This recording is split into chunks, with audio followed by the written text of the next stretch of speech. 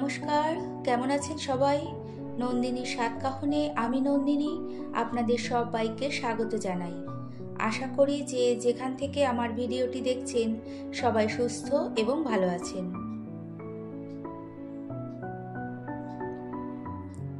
পৃথিবীতে না কোনো কিছুই স্থায়ী নয়, সে মানুষজন হোক বা গাছপালা বা পশু পাখি, এসব আমরা সবাই জানি, জেনেও আমরা সবাই অবুঝ। কোনো কিছু শেষ হয়ে যাওয়া বা চলে যাওয়াটাকে আমরা সেইভাবে মেনে নিতে পারি না। আমাদের মনুষ্যত্ব আছে বলেই আমাদের দয়া মায়া সব থেকে বেশি। কিন্তু আরেকজন আছে না, সময়, সে সব কিছুর ওপর মলম দিয়ে দেয়, আর এটা প্রত্যেকের খুবই প্রয়োজন।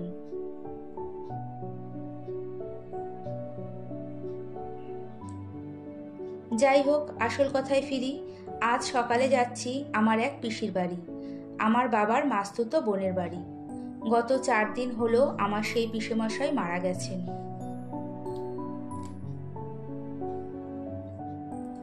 আমাদের ওখানের হসপিটালেই ভর্তি ছিল, সেখানে দেখতে যাওয়া হয়েছিল। আর আজকে খুব সকাল সকাল ঘুম থেকে উঠে বাসি কাজ কমপ্লিট করে সকাল 6টা 15 ট্রেন ধরেছি। মার যেহেতু পায়ে ব্যথা, তার জন্য একা যেতে পারবে না, তাই মাকে নিয়ে যাচ্ছি। মা বলল, পিসির বাড়ি যাবি তো, সকালবেলা গেলে কোনো অসুবিধে নেই। আর আমার নিজের কোনো পিসি নেই, এই পিসিকেই আমরা ছোটবেলা থেকে পিসি বলে জানি। এই তো অনেকটা দূর গিয়েছিলাম, এখন ফিরছি। আমার মা আমার 2 স্টেশন আগে নেমে পড়বে। এরপর বাড়ি ফিরে একেবারে স্নান করে রান্নাঘরে চলে এসেছি। এদিকে মেয়ে ঘর বাড়ি সব কিছু গুছিয়ে রেখেছে, আর স্নান করে হাজবেন্ড পুজোটা দিয়ে দিয়েছে। এইরকম কিছু টুকটাক কাজ যদি বাড়ির সবাই মিলে করে থাকে তাহলে কিন্তু অনেকটাই হেল্প হয়ে যায়, তাই না? খানিকটা চিংড়ি মাছ ছিল, সব বেছে নেব না, অল্প কিছুটা বেছে নিয়ে আগে রান্নাটা বসিয়ে দেব।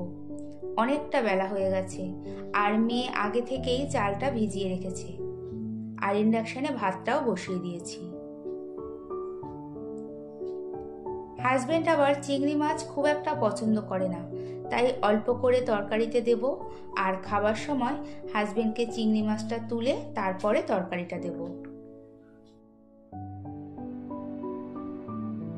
অল্প কিছু চিংড়ি মাছ বেগুন দিয়ে পালং শাক করছি, তার মধ্যে দিয়েছি।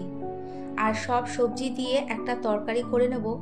যে কোনো তরকারি রান্না করার আগে আমি আলু বেগুনগুলোকে ভালো করে ভেজে তুলে রাখি, এতে তরকারি খেতেও ভালো হয়। হাজবেন্ড সব সবজি বাজার করে রেখেছে, আর ফ্রিজে না 3 পিস মাছ ছিল, সেটাই করে নিচ্ছি। সাথে কিছুটা মাছের মাথা এই তরকারিতে দিয়ে দিলাম।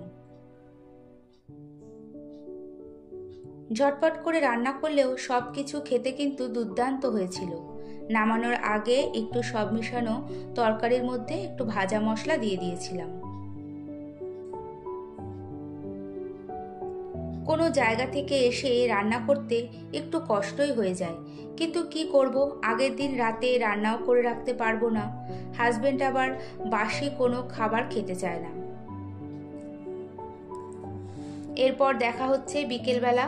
দুপুরে খাওয়া দাওয়া করে রেস্ট নিয়ে এখন ব্যালকনির এই গাছগুলোতে অল্প করে জল দিয়ে দিচ্ছি। সকালের দিকে গাছে জলটা হাজবেন্ডই দেয়, খুব কম দিনই আমি দিয়ে থাকি, আর বিকেলের দিকে আমি দিই।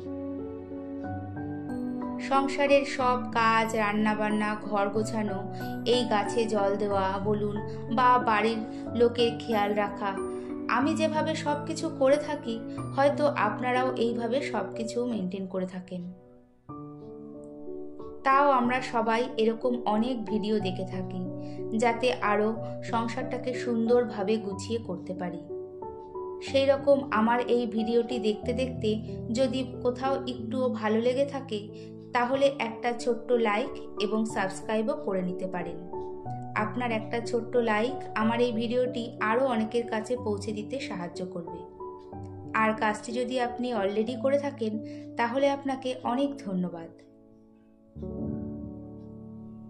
গতকাল সন্ধেবেলা আমি আর হাজবেন্ড গিয়ে এই ওয়ার্ড্রপটা পছন্দ করে দোকানে রেখে এসেছিলাম। আজকে দুপুরবেলার দিকে এটা আনা হয়েছে। দুপুরে তো জাস্ট এনে রাখা হয়েছে, কিন্তু এখন সেটা পরিষ্কার করে নিচ্ছি। এটাকে ভালো করে মুছে নিয়ে এই তো 3টে টব সাজিয়ে রাখলাম। কেমন লাগছে জানাবেন। আর ভিতরটাও গুছিয়ে রাখবো। অনেক টুকটাক জিনিস আছে যেগুলো ঠিকমতো গুছিয়ে রাখা হয় না, এর মধ্যে সেগুলোকে সুন্দর করে গুছিয়ে রেখে দেব। সকালের দিকে যেহেতু আজকে বাড়িতে ছিলাম না, একটু ব্যস্ততার মধ্যেই ছিলাম, তাই মোটামুটি কিছু কাজের রুটিন উলটপালট হয়ে গেছে। তাই বলে কিন্তু কাজগুলো আমি ফেলে রাখি না। কাজগুলো যদি আমি ফেলে রাখি তাহলে পরে আরও কাজ জমে যাবে, যা পরে সমস্যা রূপে আমার কাছেই ফিরে আসবে।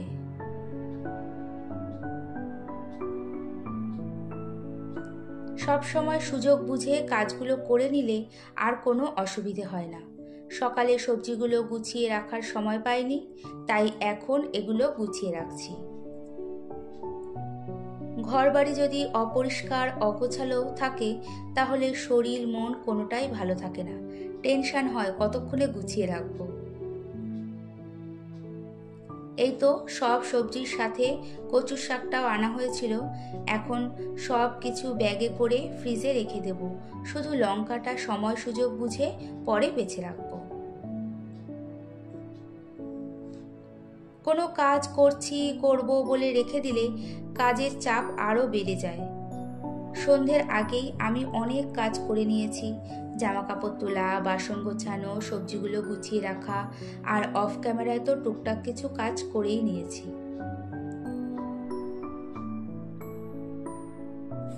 সংসারটা আমার নিজের, এবং এই সংসারের যাবতীয় কাজগুলো আমি ভালোবেসেই করে থাকি। মন থেকে ভালো লাগা বা ভালোবেসে যদি কোনো কাজ করা যায় তাহলে কোনো কাজেই না বিরক্তি বা কষ্ট মনে হবে না। যে কোনো কাজ মন থেকে ভালোবেসে করি বলেই এই সংসারের কাজের মধ্যেই একটা অনাবিল আনন্দ খুঁজে পাই। প্রায় সন্ধে হয়ে আসছে, আর প্রতিদিনের মতো সন্ধ্যের আগে ঘর বাড়িগুলো ঝাড় দিয়ে পরিপাটি করে রাখছি। এদিকে মেয়ে সন্ধেটা দিয়ে দিয়েছে, তারপরে 3জনে মিলে চা খেয়ে নেব।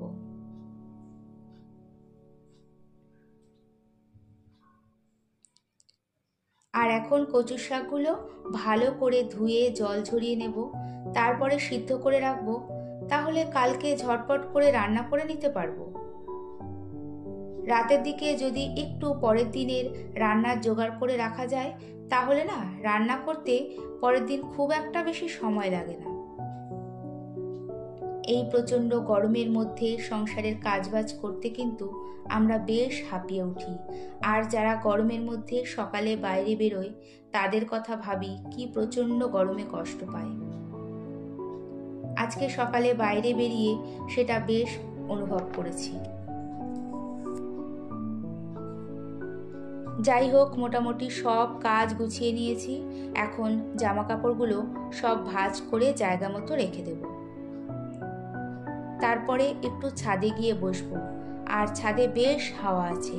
সারাদিন কাজের পরে একটু নিজের জন্য সময় আর রেস্টেরও প্রয়োজন। ছাদের থেকে আমাদের স্টেশনের দিকের ভিউটাও একটু শেয়ার করলাম। আবারও দেখা হবে এই আশা নিয়ে আজকের ভিডিওটি এখানেই শেষ করছি। এতক্ষণ আমার সাথে থাকার জন্য অনেক ধন্যবাদ।